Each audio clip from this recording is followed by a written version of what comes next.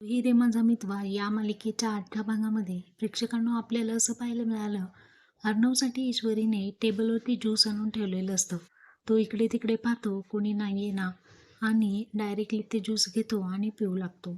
ईश्वरी पाठीमागून त्याच्याकडे पाहत असते आणि तिला खूप आनंद होतो. आता ती धावत परत तिथे येते आणि अर्णवला म्हणते, "सर तुम्ही ज्यूस तर घेतलं, आता अशीच फळंसुद्धा घ्या ना सर" असं म्हणत लहान बाळासारखं त्याच्या तोंडामध्ये घालू लागते.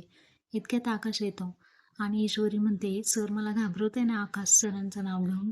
तर खरंच तिथे आकाश आलेलं असतो. आकाश म्हणतो, "चालू द्या वहिनी तुमचं."